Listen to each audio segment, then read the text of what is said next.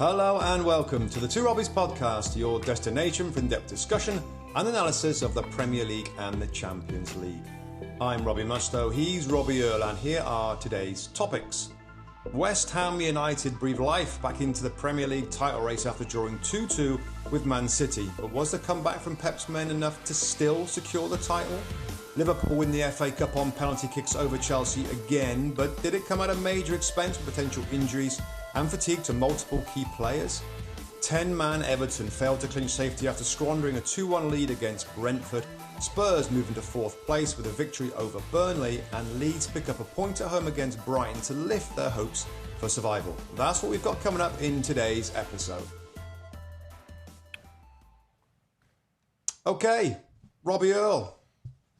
Yes, sir. West Ham United 2, Manchester City 2. Yeah. Crikey, you know, this was the game that I thought that there could be a little twist in the tail with this title race. Never an easy place to go to. I think we're immediately going to talk about City's problems defensively. Rob, of course, Stones, Walker, Ruben Diaz, not available for the match. Fernandinho has to go and play as a central defender.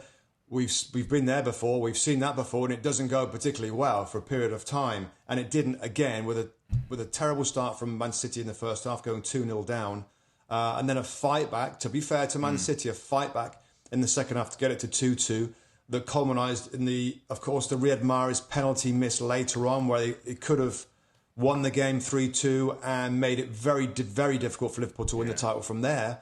But we didn't see that, mate. We saw drama. What sort of grabbed you, Rob, particularly in the first half of this game and how City played? Well, I thought some credit has to go to West Ham. I thought they were well set up with the defensive lines, with Antonio always sneaking on the side of Fernandinho, so that when they broke, he got one-on-ones, and his pace and his power and his tenacity and his will was giving Fernandinho problems. Now, Fernandinho is the classic, and he's a master at fouling in midfield and just getting away with it, not getting a yellow card. But when he does it in defence, it's often more dangerous. When he does it so often, it becomes more notable to referees, I believe.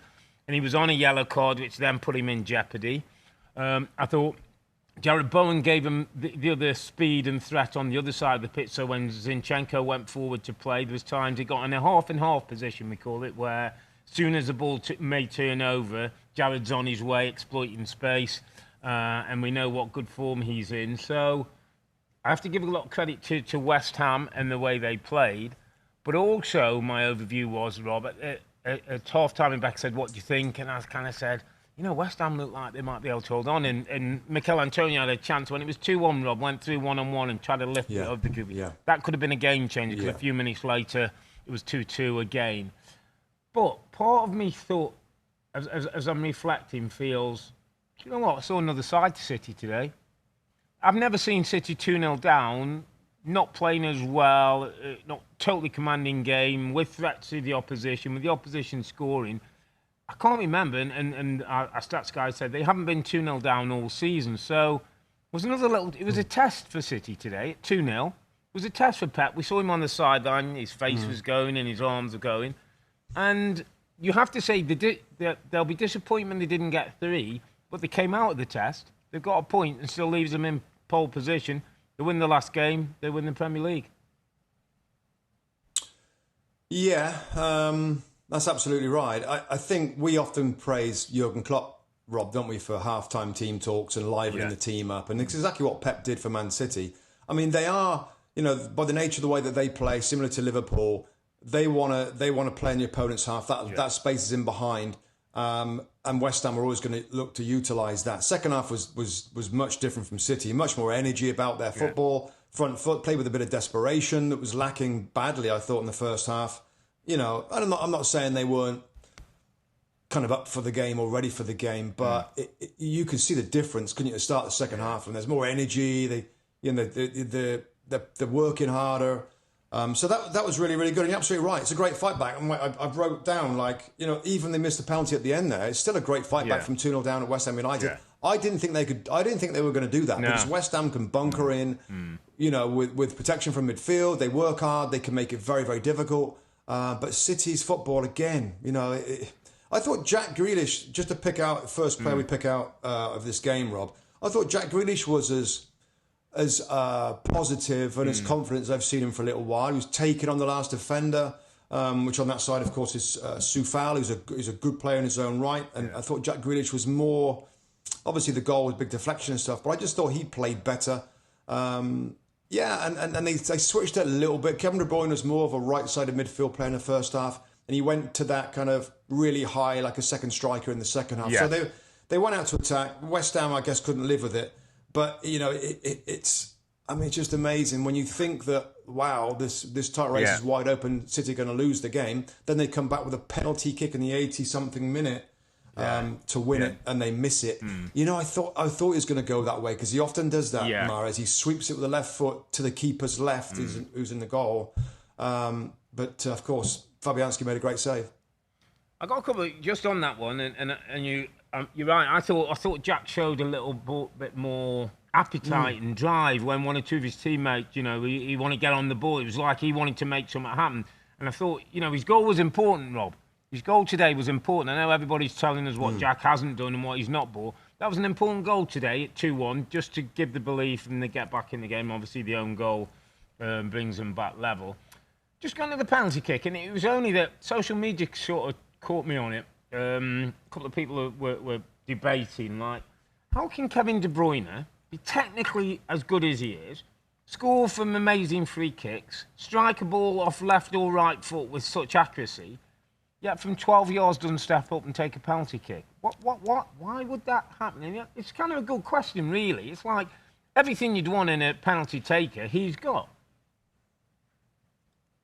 Maybe nerve? Is he one of them who doesn't? Yeah, I think he is, Rob. I think I remember an interview or a story coming out where it was like he doesn't like taking penalty kicks. I mean, I could be totally wrong. He might have taken a ton of them before in the past. I don't know. I can't remember that in terms of history of Kevin De Bruyne with penalty kicks. But it's just something in the back of my mind. Yeah, was it against Liverpool a few years ago? Oh, Mahrez put one over the top, didn't he, against Liverpool? Do you remember? Mahrez, Pep, when he first come from Leicester, wasn't he? And Pep almost was like, get him into the team. And Mahrez took it and blazed it over. And again, it was like, well, if you've got De Bruyne, we see the hat-trick, like the 4 goals last week, Rob, left foot. We see the smashes, we see the free kicks. You think from 12 yards, he is a guy. Again, maybe some people, I played with a few players who were great strikers of the ball, but didn't like to have that confrontation with the goalkeeper, that stare, the 12 yards, the thing. It affected him, and maybe he's one of them. Listen, he's got many attributes to his game. Maybe that's one part where he just doesn't feel comfortable and want to take it. But it's a well-meaning question in terms of everything you'd want in a penalty taker. He's got. I mean, he could take one with his left foot and take one next week with his right.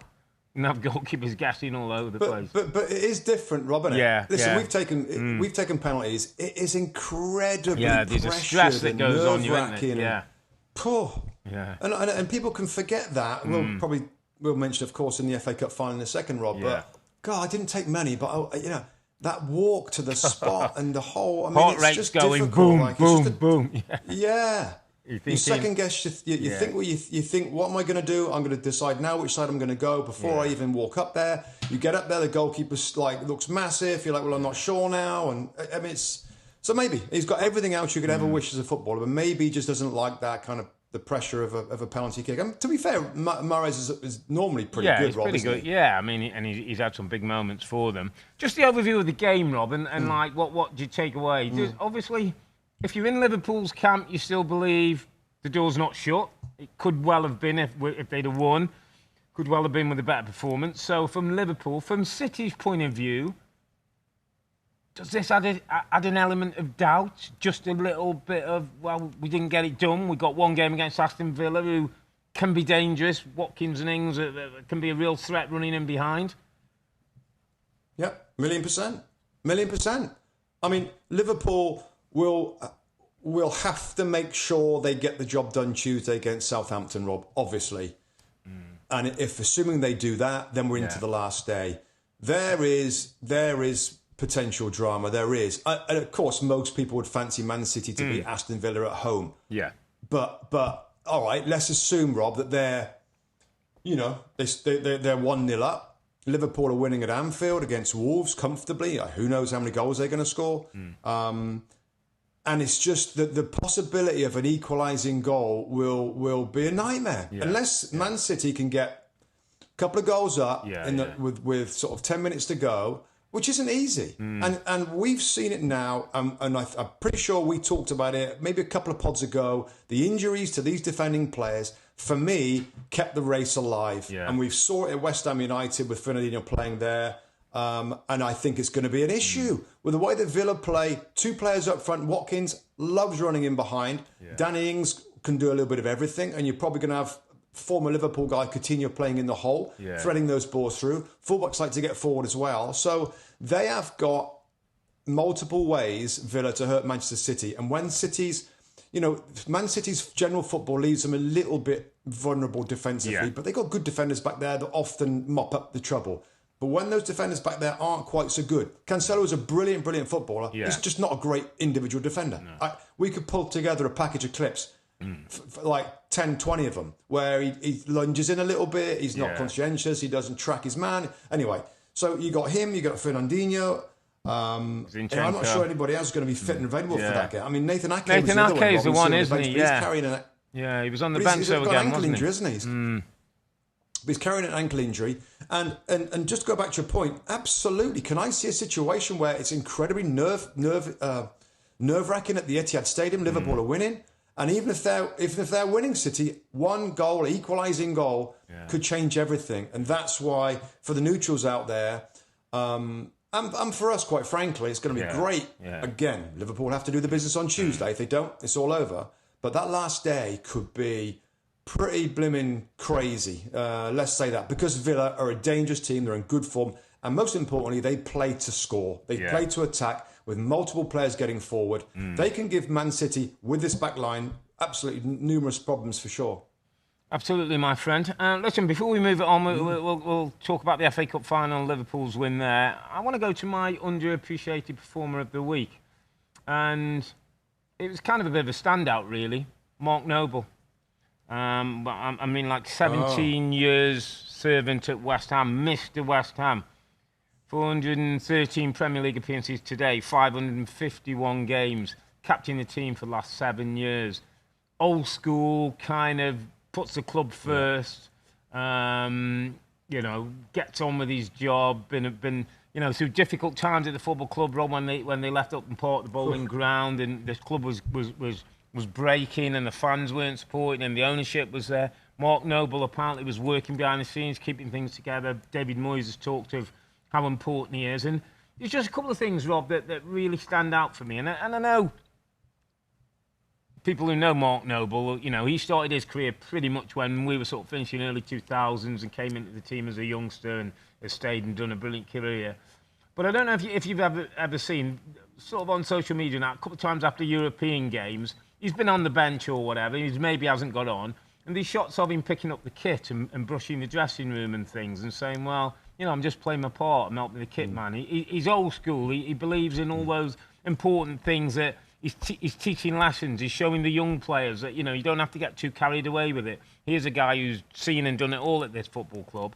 I just loved his line. Apparently today he sort of said to Craig Dawson, next year I'll be on the beach, you'll be marking Earle and Haaland, so, you've got things to do.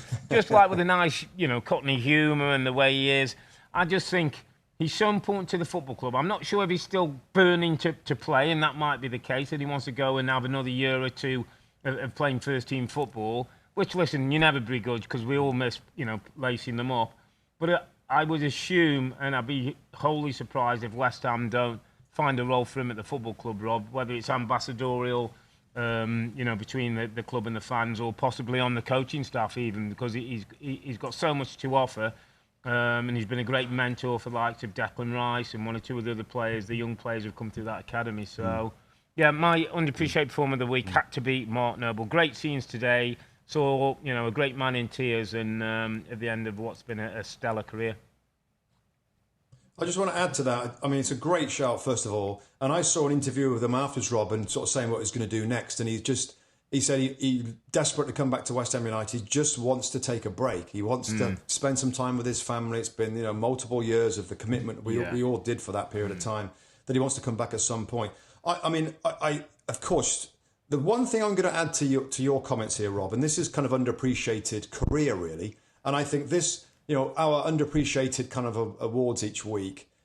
I mean, this is the guy that would have a lifetime award because he has been underappreciated. He's a better player, and I know if he was sat here listening to this show or whatever on this, he would appreciate me or us saying what a good player he was. Yeah. Not just that he was a mentor and his attitude was amazing and all that, which we know he is Mr. West Ham, but he was a good player. He could play a little bit. He was good on the ball. We know about his defensive side of things, but he could play. And I think sometimes with these type of players, and I was similar a little bit like that. You as midfield players, sometimes you don't get the appreciation you deserve in terms of actually you can play a little bit. You're in a midfield. You're not a central midfield player in the Premier League if you can't handle the ball and make good decisions. And I think, apart from everything else you mentioned, I would just add good player, and exactly the type of player that doesn't get the credit he deserves because he just goes about his job and gives it the flair players to create and score the goals. Yeah, good shout. Yeah, a remarkable career. I think it's something like 700 games, Rob, or something he's played. A huge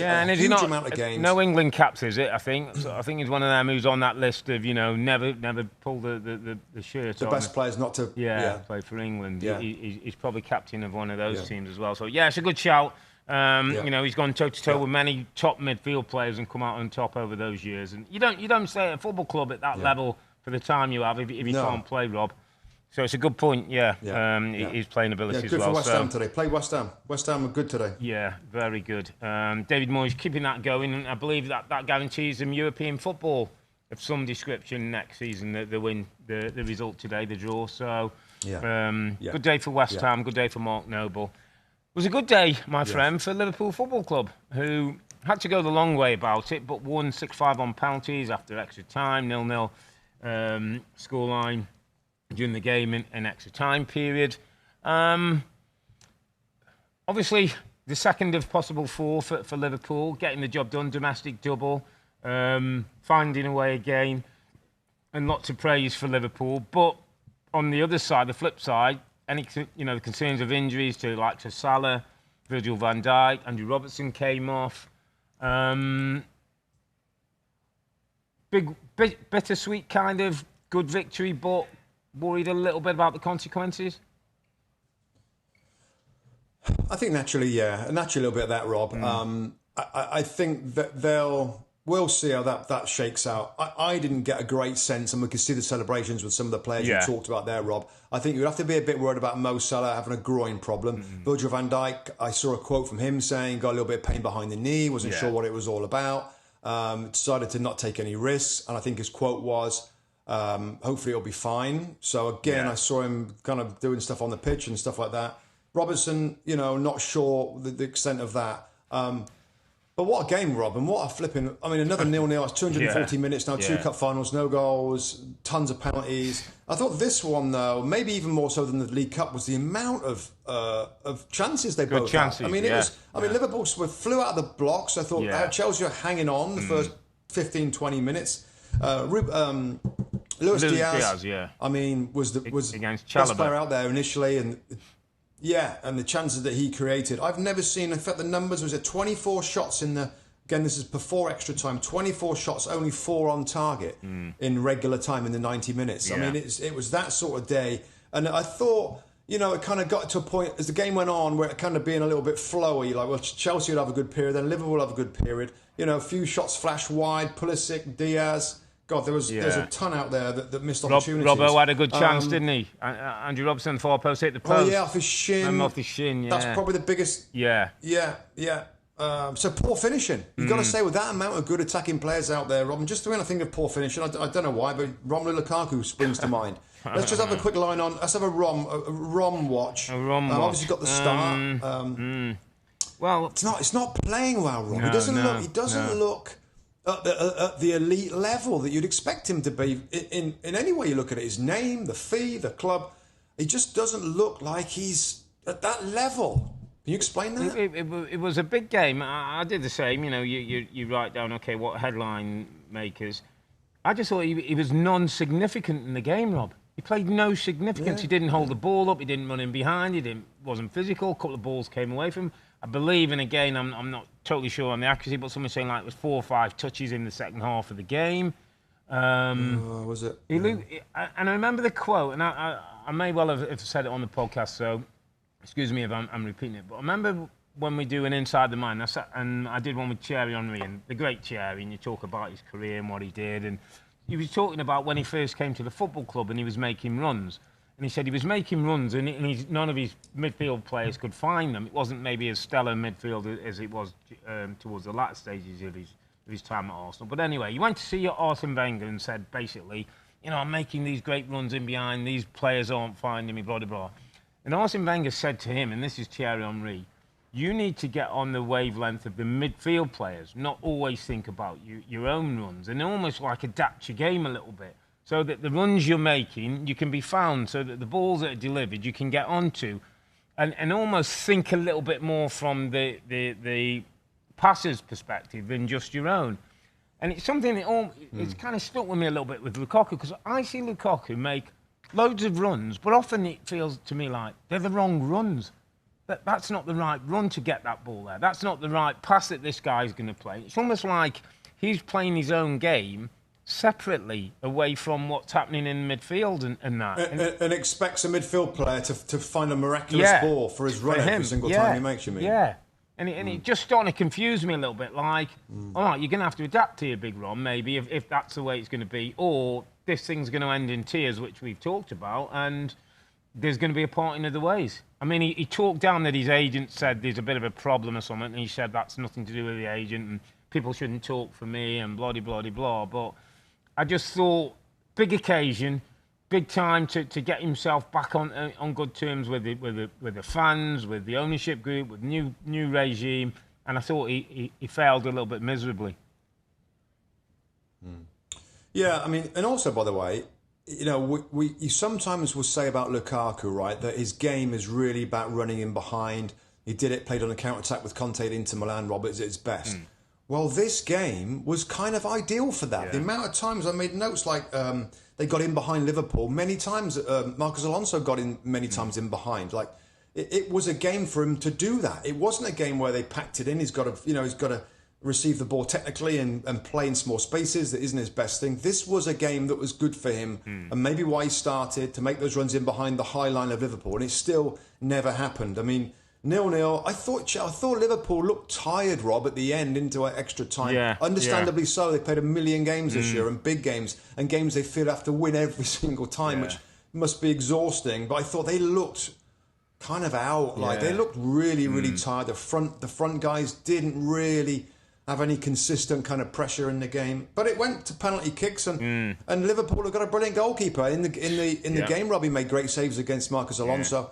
And he made the key save, wasn't it, against Mason Mount? That was a penalty. Yeah, and by the way, before that, you have the Sadio Mane penalty where he could have won it for Liverpool. And then Edouard Mendy, of course, the Senegal teammate, knows all about his penalties, got into his head, he missed that. And we did see Mason Mount miss his penalty. Alisson was another strong left-handed save there. Yeah. I mean, then that's the job. And Tsimikas comes on and It's funny with Alisson, just touching on Alisson, Rob, I was kind of watching the game, and I just wrote a note similar, like, comes up with some big moments for this club, either his heading goals or saving. But I also just thought, and I had to Google, because I couldn't quite remember the name, I went, Belgian coach, ex-Liverpool, Simon Mignolet. Do you remember the Simon Mignolet days when it was the opposite of Alisson? The team would perform well, and every now and then you knew he was going to let you down in a big moment. And that's where they've jumped, haven't they? That's the step up. That's what an Alisson brings you. Yeah, and that was the big step up, wasn't it, from with Van Dijk signing, and of course the goalkeeper, Loris Karius was the other one, Rob, wasn't it, in the Champions League final. Remember that game? He threw the ball out to Real Madrid, and it's like, wow, like... you're not going to get any of that with this fellow, are you? Yeah. No, he's a superb goalkeeper. Brilliant one-on-one.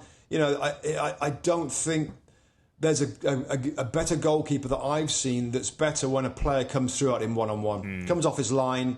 We've talked about this before. He gets low and he can move laterally. Super quick feet. So when players try and go around him, he can kind of match that with his feet and his dives. Had a couple of those moments in this game, Rob. Superb goalkeeper.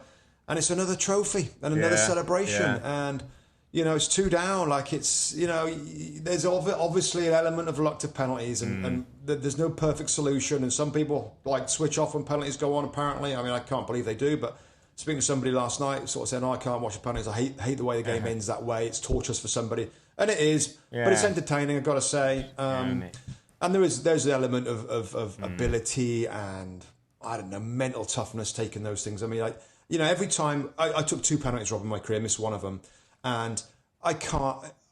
It's so nerve-wracking to take a penalty in that kind of environment in a cup final. I can't imagine what it must feel like to walk up and do it. And and we assume that these young kids basically can go up there and do it. Yeah, just take it in the And stride, again, someone's got to lose. And Liverpool again. Liverpool win on penalties again. Same as the FA Cup, 0-0.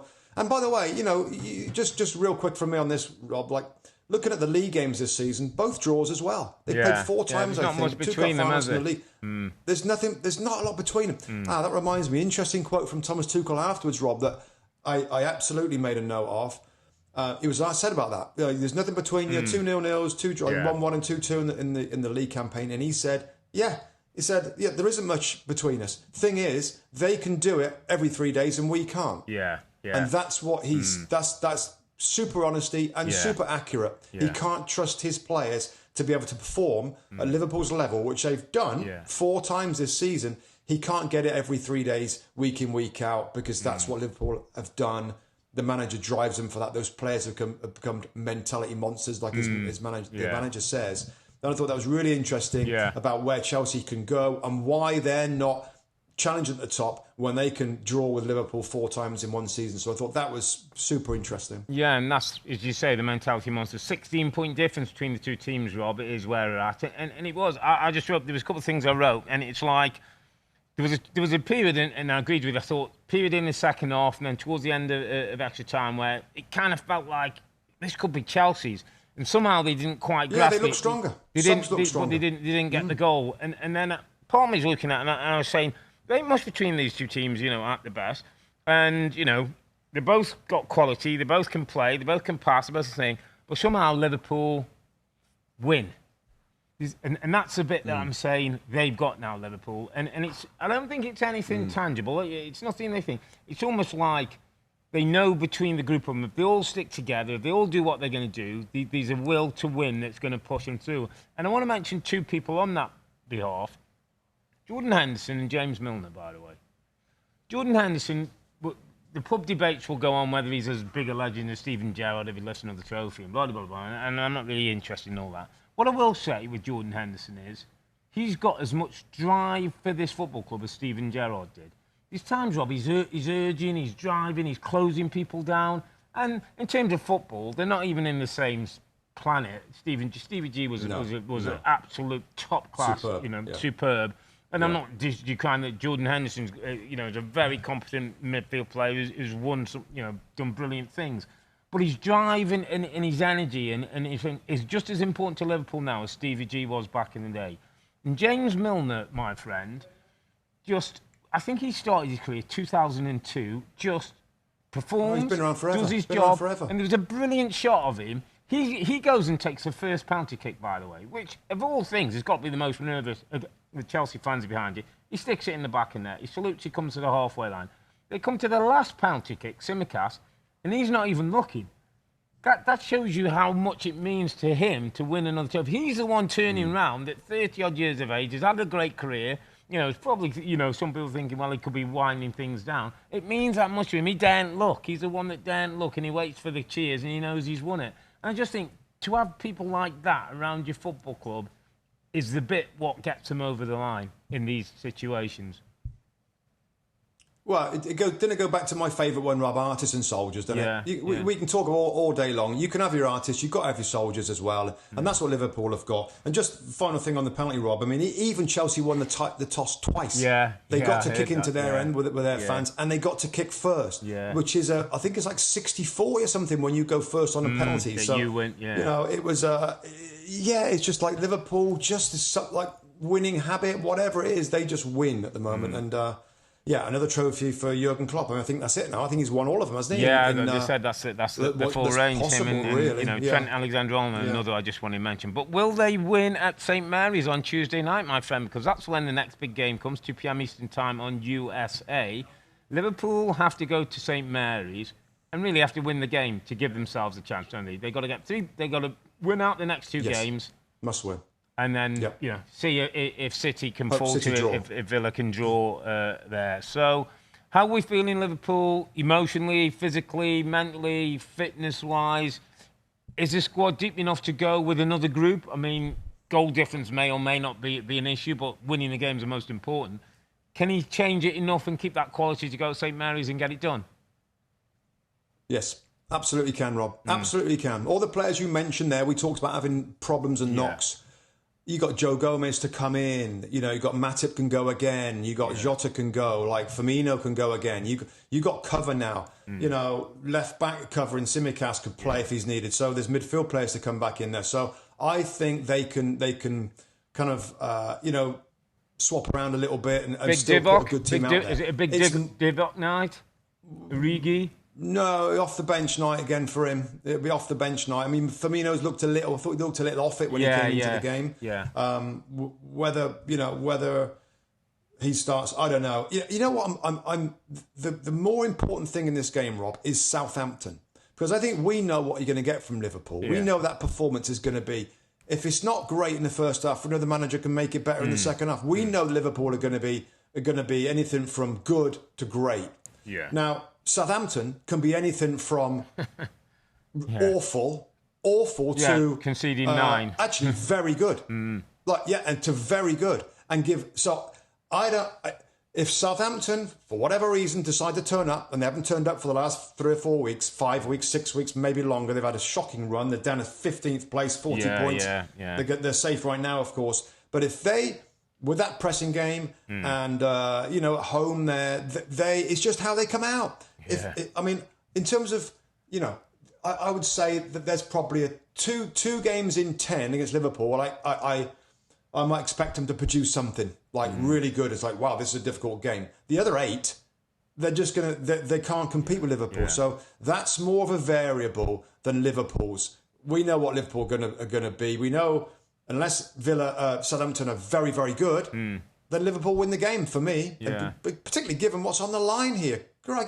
The boost from City drawing, the Premier League title, this quadruple that continues to rumble on in an impossible seeming achievement for them to do that. I can't imagine that Liverpool aren't going to be good to very, very, or good to great.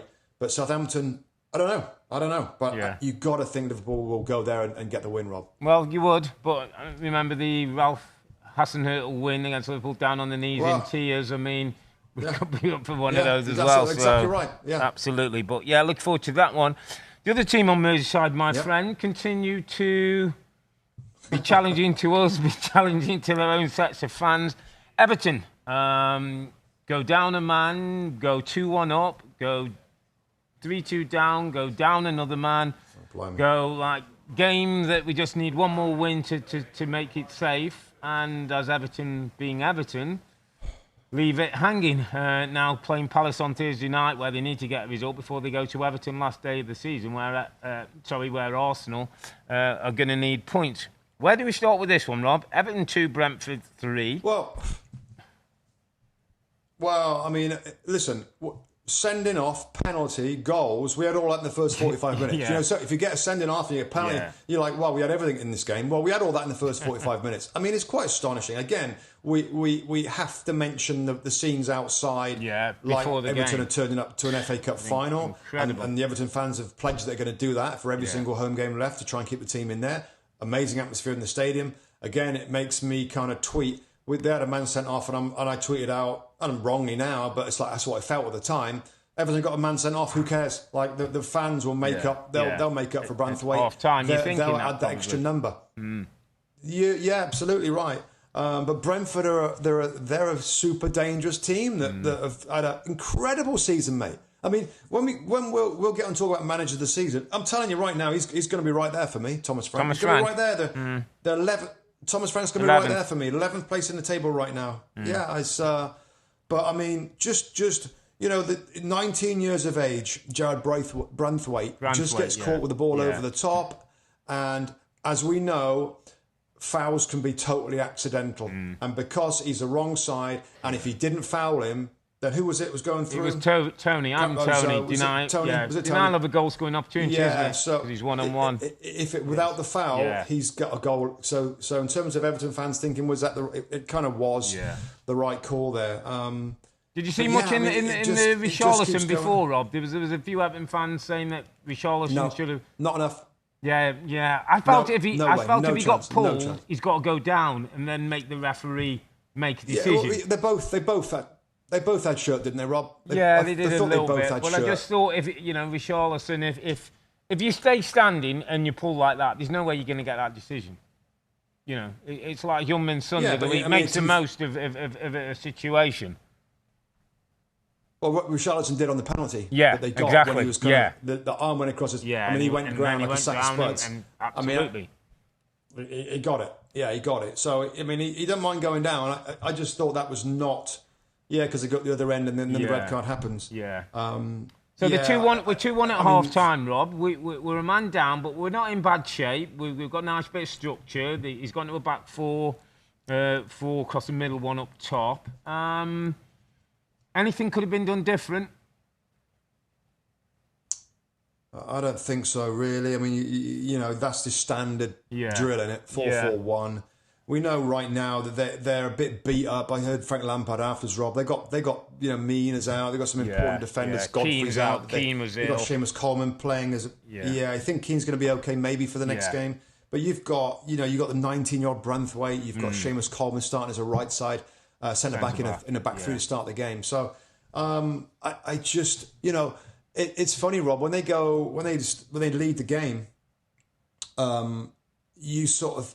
Do you think the fans think that we got this? We're going to get the 3 points. We've been amazing. Yeah, it felt like there was a real negative. It felt like there was some negativity around the faces and the conversations you saw, and listen, contrast to what we saw when the fans came in and the vibrancy and the flares and all that. It just felt to me like this was a game to win. This was a game to keep us safe. Because I just think. With Everton, Everton are thinking, if it's going to go one way or the other, we know it's going to be the other because we're Everton. I think there's a bit of that around the football club. But I did say to Rebecca, they'll dust themselves down over a couple of days. They'll be bang up for it on Thursday night, mate. I'm more concerned about the dressing room than about the stadium. I'm more concerned about the players delivering on Thursday night against Crystal Palace to not go into the last game of the season needing to get something at Arsenal. Well, they don't want to do that. Arsenal away. Arsenal got everything to play for themselves. Yeah, I mean, it's Thursday. We're going to be there, Rob, watching the game. Yeah. It's going to be our main game, I believe. It's the main game now, I mean, Rondon doesn't help anybody out by doing that. And again, he's out this season. 3-game ban. And you might need him, Rob. You might need him for 10 minutes in the last game to get up front, hold it up, get in corners, win your foul. You're gone. A team that's not got all its defenders, that's got some young players who are playing out the skin and taking on the responsibility. For him to come and do that in 2 or 3 minutes, I thought it was so irresponsible. So irresponsible. Listen, just switching over to Brentford a little bit, Rob, I just wanted to talk about a player that... And he hasn't got my award this week, but... Yoann Wissa. Yeah. Talk about a fine from French football. He's been floating around before he moved to Brentford this summer, floating around in Division 1, mostly Division 2 in French football. Yeah. And when you look at his numbers, he's actually got decent numbers. Yes, 8 and now, I guess that the whole stats thing comes through. Yeah, but just don't talk about in France. Generally, I know it's in Division 1, Division 2, but he's generally, I guess, and that flags up on their algorithms and all that. But I mean, what an influence he had. Forced the own goal, scores a goal himself as well. I mean, I just think as Ivan Toney and Mboma get all the headlines, Yoann Wissa, every time we see him play, he seems to score. He's $12 million. I think he's $12 million from Lorient. Yeah, 11. Yeah, from Lorient, French football. And it's his 7th Premier League goal. I think that was today. And he just looks a dangerous player, a good bit of business, and that's what modern day Premier League football clubs. Yeah. It's all about the recruitment. And when you've got a department that focuses on it, and we know the owner's into stats and everything else, so it's a very much a money ball type of club, Brentford. Yeah. It actually means something, and it works out, because if you put that work in, you know, you got a good chance. And they've had so many good signings. Of course, Denmark got so many Danes in the club. It just shows you, you know, good recruitment can work out. I just think Johan Wissa is somebody that we never really talk about. Nobody talks about Wissa. No, it's a good shout. I think he's a live wire. Started the season on the bench, didn't he? Came off the bench and got a couple of goals. He's had to wait his time, but now, the team is suited and he's a real danger. It's funny, isn't it? This game is you know, towards the end of the game, I made a few notes. It's almost like Brentford could actually relax and enjoy the game because they're safe and that, and Everton. And you'd almost think it should be roles reversed, really, shouldn't it? Everton should be at this point shouldn't be in any problems with the thing, enjoying their football, and you'd think Brentford and maybe need a win to stay up, and you know that, as you say, it's the tip of the hat to Thomas Frank with what he's done with this group of players who many thought were favourites to go back down. First time in the Premier League, and done magnificent 3-2 win today. It's gets them 3 points and keeps them mid-table, 11th in the table. Just one last comment from me, Rob, on Brentford and others. Aren't we lucky that we work on and we watch and we enjoy a league where, no matter what match week it is, no matter what your status in the Premier League, teams go flat out. Yeah. Flat out. Yeah. I mean, there's going to be some games where... in the world, mate. That's why it makes it the best like Brighton have been, you know, we'll talk Brighton. Yeah, and I mean, where you look in the middle of the table, Leicester get a big win today. So it's just, I'm so pleased, because in other leagues that I've followed, you don't always get that. You just don't get it. Like, and I just love the fact that every game's like an event in the Premier League, and both teams come to play. There's a big event. Brentford, good win. What a season. It was a big event in London, Tottenham Hotspur Stadium against Burnley. You know, repercussions at both ends of the table. A Tottenham team that wanted to win to put the pressure on Arsenal, who play tomorrow. They did, courtesy of a penalty kick. Harry Kane getting the goals back in the numbers again. It was never easy, and it was a Burnley team who I thought actually finished the game decently and tried to push forward and had one or two looks. Didn't quite have enough up front, but 1-0 win for Burnley, for Tottenham, 3 points. That keeps him very much in that race for fourth and puts pressure on Arsenal. Yeah, got the job done. I mean, that's the main thing of this game. I'm pleased that I saw Spurs start very quickly. Yeah. Very much on the front foot. Fans enjoyed that. I mean, you had to see that against Burnley, but you know, with this Spurs team, there's been games before. Was it the Brighton game where, like, wow, what are you doing? But I thought I enjoyed that part of it. You know, I'm writing down, thinking as I'm watching the game, it's 0-0, and I'm thinking, it's that little bit of creative genius, if you like, just a little bit lacking. No, Kulusevski was break Burnley down. Kulusevski wasn't on. Lucas started. And the wing backs are decent, and the centre midfield players, you know, are decent, but they just, they haven't got a Christian Eriksen, for example. Just thinking about Brentford, they just, obviously they did before. I still think they lack a little bit of that kind of genius. They could get him back, by the way. They still about him going back. Well, let's talk about it. Yeah, back with Antonio Conte. And then, of course, we get the handball from Ashley Barnes, and I really feel for Ashley Barnes, Rob. And I'll start off by saying it is the right call as the rules are written. But I really don't think there's any kind of deliberate nature to handle the ball, to make himself bigger. He did, and so he ticks the boxes, so it's the correct call. Yeah. But like, just in general, Rob, like a ball that ricochets up onto your arm, right? And you get a free shot from 12 yards of penalty for that. Yeah. It's like, God, the blimmin'... It doesn't fit the crime, does it? The so-called crime. No. Not really. It's almost like the law needs to be looked at and rewritten in a way that makes it better or gives more options for the referee.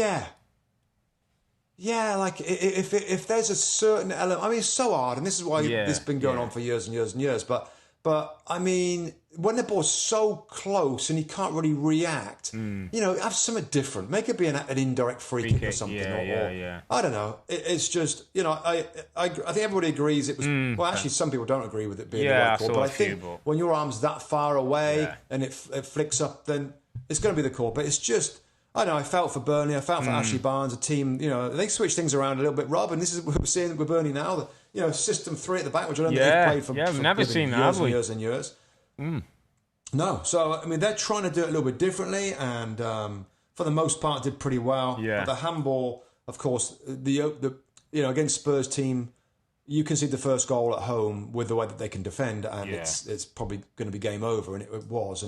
And Spurs have put the pressure on, 2 points ahead of Arsenal before tomorrow's game against Newcastle for them. So they did exactly what they had to do.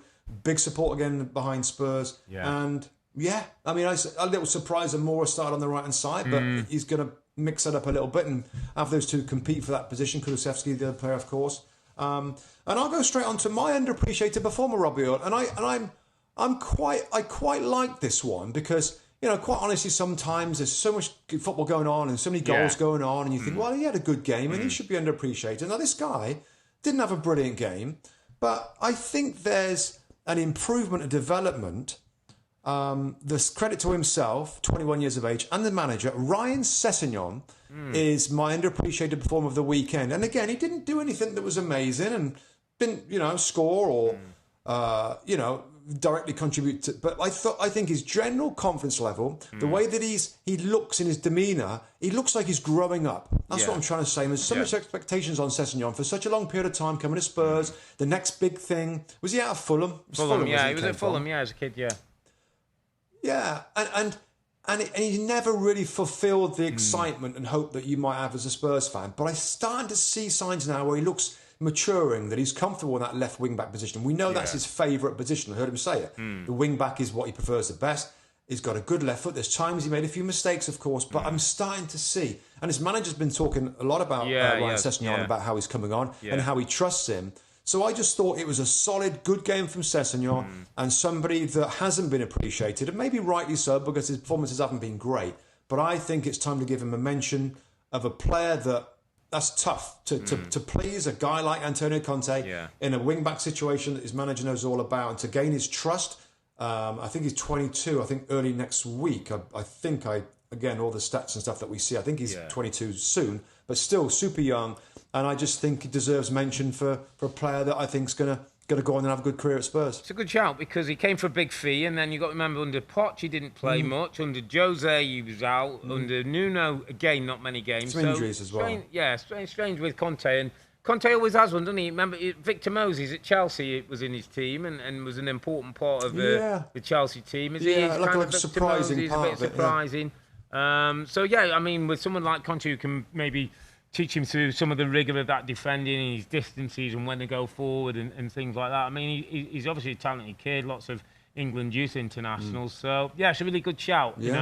Somebody who's probably gone under the radar a bit and maybe Spurs fans haven't seen the best of yet, but decent future. And when someone like Conte, I think that just boosts his confidence, mate. If someone like Conte comes in and fancies you, it must sort of give you a bit of a lift and feel like you're part of this team now. So, interesting to see how he goes on over the next year or so under Conte.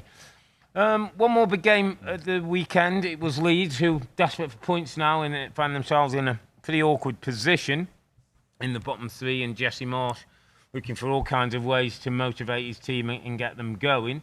They end up with a 1-1 draw at home to Brighton. A late goal from Pascal Strout was enough to give him a point, which lifted them out of the bottom three, mate, into 17th place, which must be, most relieving with one game to go for Leeds now. How you feeling about Jesse and Leeds' chance of staying in it? Well, it was the 10 o'clock window Eastern time, when it Rob, today. And of course we had the Man City game going on. I got my computer set up on my table because the Leeds game was something else I want to keep my eye on. And I got to say, like, the majority of the time I look at the Leeds game and Brighton are battering them. Like Leeds couldn't get attacks going, couldn't build a head of steam, couldn't put them under pressure. Brighton's football, of course, they get the goal. The first 15, 20 minutes, Rob, Brighton looked like they could have scored 4, 5, 6 goals. They got behind them so many times. So that late comeback, that brilliant bit of skill with Joe Gerhardt on the line where he flicks it over the defender and the cross at the back post and the scenes afterwards is going to give him a boost. 1-1. that could be a critical point where they are right now. Yeah. I mean, they're 1 point ahead of Burnley. Burnley got a game in hand, of course, and they're 1 point behind Everton, who've got a game in hand. So they're still not in a great spot, of course, but that gives them hope. I looked at the game for the majority thinking, Leeds, they've gone. They're spent, I thought. Yeah. But that spirit and that crowd, the crowd at Ellen Road, by the way, they flow on almost the side of the pitch. Yeah. Like they're so close to the surface and they're right over the blimmin' hoardings everywhere. They're so close. Brilliant There'll be scenes. millions of them down in West London as well for the last weekend, mate. At Brentford, there will be millions of Leeds fans. If they can't get in the stadium, they'll be all around it. That place will be buzzing.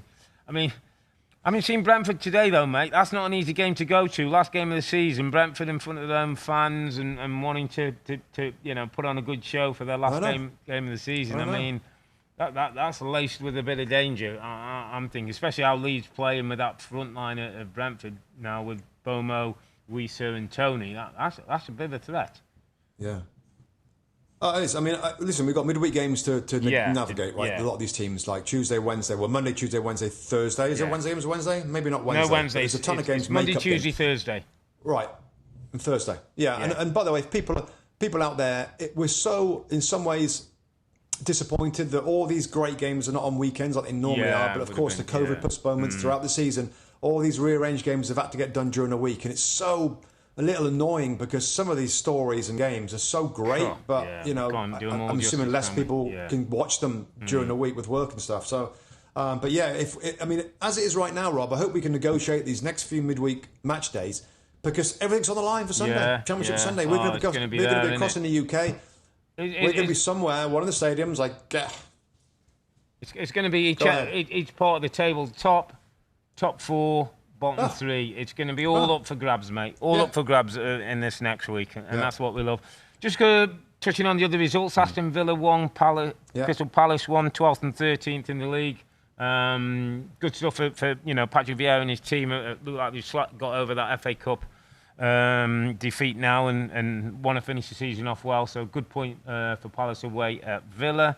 Watford won, Leicester 5. Watford took an early lead, and then Leicester looked a lot more like themselves. So much different when Jamie Vardy's in the team. Harvey Barnes back fit. Got a couple of goals. James Maddison pulling the strings in midfield. Interesting to see with Tielemans. A lot of talk about whether he'll be there next season. That's probably something they've got to sort out in the summer with Brendan Rodgers. And the other game, Wolves won, Norwich won. Timo Pukki putting Norwich ahead. Wolves coming back to 1-1. In a game that sort of keeps Wolves on the edge of that European places, but I think it's going to be difficult for them now to make European football. But plenty of games, mate, plenty of stuff going on. As ever, Premier League's a gift that keeps on giving. We got a Spurs win, a Manchester City draw and an Everton loss. It keeps all areas of the table bubbling along nicely. We'll be back on Thursday, that's May the 19th, to wrap up a midweek of important games, including that big one at Goodison Park, Everton versus Palace, with the Toffees needing points. That leads us into the last games of the season, but I'll just say if Liverpool do lose at Southampton, meaning Manchester City win the title, then we will jump on a potty. That's Tuesday the 17th of May. We'll jump on a quick podcast to pay homage to Manchester City and Pep Guardiola's 4 titles in 5 seasons, but we'll see if Liverpool can get the job done. And you tend to feel that Jurgen Klopp will have his team ready and they'll be firing at St Mary's to keep it alive for the last day of the season. So, but for now, I'm Earle. He's Mustoe, together with the 2 Robbies. Thanks for watching and listening. Be safe, stay healthy. It's a good night from me. And it's good night from him. Good night. Good night.